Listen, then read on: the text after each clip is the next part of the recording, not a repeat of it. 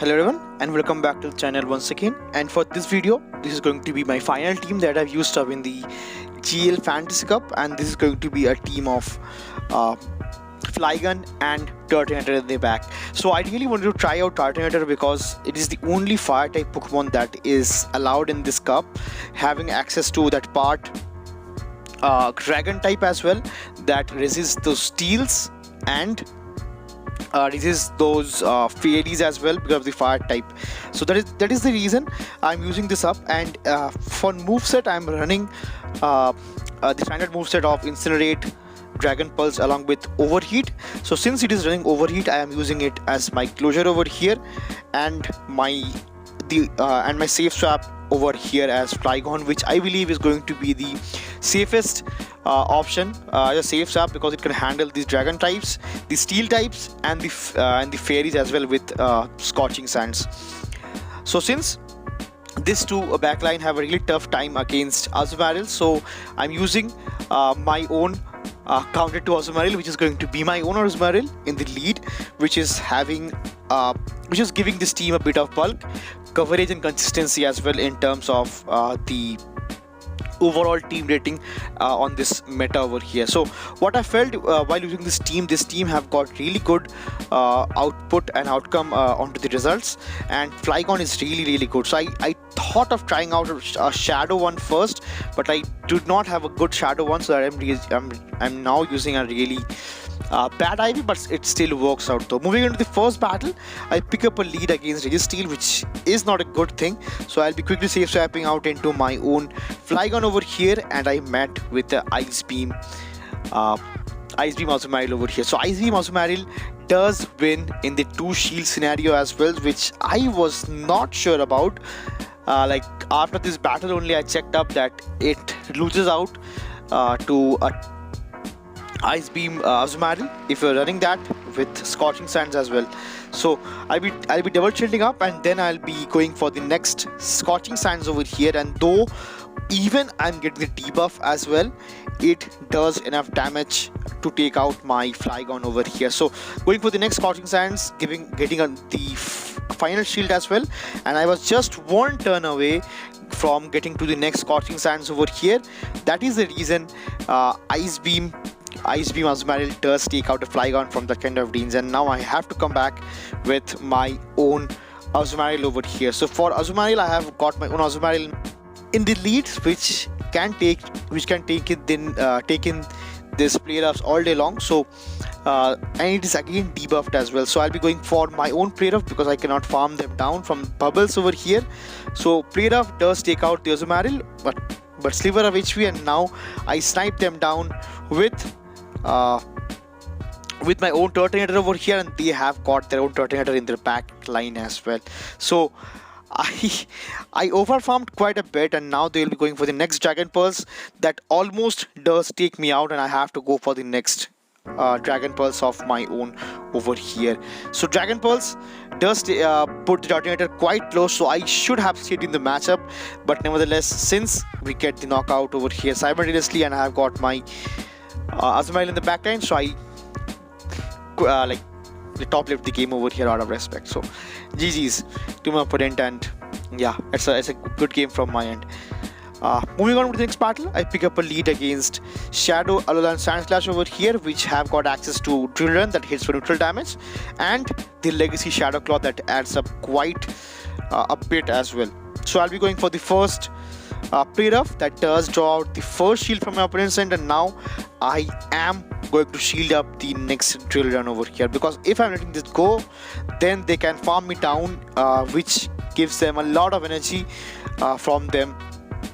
So I'll be going to shield up once, and then I'll be going for the next Hydro Cannon that does got the final shield as well from my opponent's end, and now I can let my Azumarill go down, which is not enough for one Drill Run. So I'll be coming back with my own Flygon, and I can save up one shield over here because I'll be going for the next Dragon Claw that does take out the Alola and A.Sandslash over here, and now they have got their own Azumarill in the back line. So if they are running a player-up, be it's fine for me, so I can go for the first Scorching Sands that deals lot of damage as well, and then I got the debuff over here, which is fine for me. So I'll shield up once, and then I will be going for the next Scorching Sands as well. And I think I'll be trying to catch the next move onto my Azumarill over here, which is going to be really good for me. But now, since I overfarmed quite a bit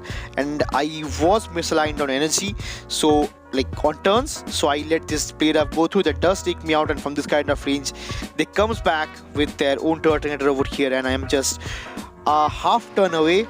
They are just half turn away to get to the next Dragon Pulse, to which I am switching out into my own Azumarill to catch the next move onto my Azumarill over here, which is going to be a Dragon Pulse that does not even take me out, or maybe they have undercharged it. And now I have got a very sliver of HP remaining, but they cannot farm me down with bubbles actually. So I'll be able to reach to the next play rough that does take care of the Azumarill, giving me the win for the second battle over here, which is going to be really awesome and close for me. So GG's. Hopping into the third battle, I pick up a lead against Flygon, and they save swaps out into their own Azumarill over here, which is really good for me, because I don't have a really hard answer to Azumarill over here. But since Flygon I can still handle with my Turtanator or maybe my own Flygon, so I will be staying up in this matchup. So, and since I was ahead on energy with one turn of bubble, so I will be reaching to the play roughs first. So going for the second play rough, that puts the Azumarill onto this half HP, maybe 30-40% HP over here, and now they will be going for their own move. So this is going to be the next play rough that does a bit of chunk as well, and now from this kind of range I can survive one play rough from this HP as well. So I can let this charge move go through, and this ends up being an Ice Beam, which is kind of good for me, because now they cannot again farm me down with bubbles as well. So they have to put up the shield if they want to get alignment. But nevertheless, I come out with my Flygon to get Iron Energy. So since Flygon did have got like maybe one or two mud shots in, I will be reaching the first Dragon Claw, and then they will be going for their own Dragon Claw over here. And since I have got not a good IV Flygon, so I will be getting into the rate of health. But since still I'll be able to reach to the next Dragon Claw that does draw out the first shield from my opponent's end, and it was Zepitai, which is huge and the best case scenario for me, because from this kind of range I can come back with Turtanator and get a bit of farm over here, which they over farm again, and I get the full farm over here, which is not good for them. Maybe there was a Registeel in the back. That is the reason they top left the game over here out of respect. So GG's to my opponent, and really well played. Hopping in the next match, I pick up lead against Haxorus, to which they save swaps out into their own Skarmory. So Skarmory have nowhere to go over here. So I'll be letting this first Sky Attack go through, which ends up doing 40% of my health, which I am fine with. But since they were able to reach to they will be able to reach to the next move as well, so I'll be going for the next Dragon Pulse over here.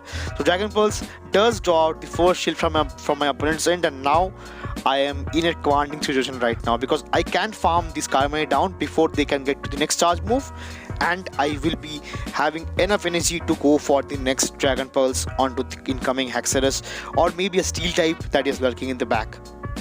So I'll be going for the next Dragon Pulse onto this Haxorus, which might draw the shield, or maybe they let it go for some kind of reason, and the final Pokemon that they had access to is going to be a Ferrothorn over here, which is tough to handle. But since I've got my Azumarill, which is really bulky and does quite a bit of chunk with Hydro Cannon as well, they can go for this Power Whips, but that does not take me out with one shot.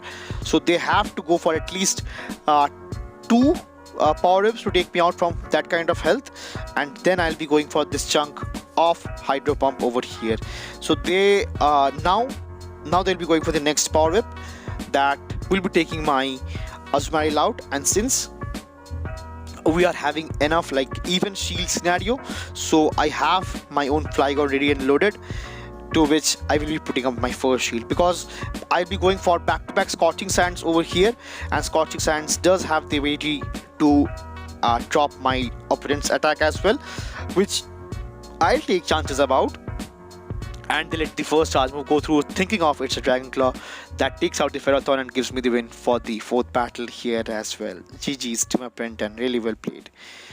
Hopping into the final battle of the video and the set, I pick up a lead against a normal variant of A.Sandslash over here, which is running against Shadow Claw and Drill Run. So Drill Run hits for neutral damage over here, and since it's a normal variant, it does a bit of less damage as well, to which they save traps out and try to catch at the next Hydro Pump onto their Azumarill, which is kind of good for me because they switch out into their own Azumarill, because I don't have a really good answer to Azumarill in my backline. So my only answer to my Azumarill, to their Azumarill, is going to be my own and my Flygon, which needs some kind of energy or shield advantage. But since we are matched up on shields right now, so I can let this next charge move go through as well, and then I will be going for the next player of which I lose CMP against. So I'll be shielding up the first move, which ends up being a player of, and now I'll be going for the player of my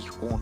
So if they let it go, which is good for me, which is going to be really good, but they shield up now, and then I come back with my Flygon over here to get ahead on energy right away. So this is the incoming Scorching Sands that might get the final shield from my opponent's end, which it does, and now they will be going for the next player of over here. That takes me out, but it's an Ice Beam that would have taken me out, but for some reason I miscalculated and I thought they don't have enough energy for an Ice Punch onto their A.Sandslash. So that was a waste of a shield, and now I'll be coming back with my own Turtanator over here and roast this Sandslash down from that full health. So they are going for the next Drill Run.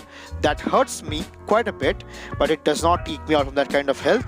And let's see what they are having in the back line. So they have come back with their own Azumarill of their very low HP, and since they have enough energy, so they have to unload that energy onto my Azumarill, and now from that kind of range I can easily go for the next Dragon Pulse that does take care of the very low HP Azumarill, and hope there is a Flygon or maybe a Registeel in the back, which it is. I can easily reach to the next Dragon Pulse that does take care of the Flygon and gives me the win for the final battle of the video, giving me the win for that here as well, which is going to be really awesome and nice. So this team, though it have got a safety of C, but this team worked out okayish for me. Even if we're getting into a trouble situation, Flygon is a really good safe trap that handles in this meta over here. So if you're trying out this team, you let me know how it is working out for you, and thanks for watching, and see you again in the next one. Till then, peace.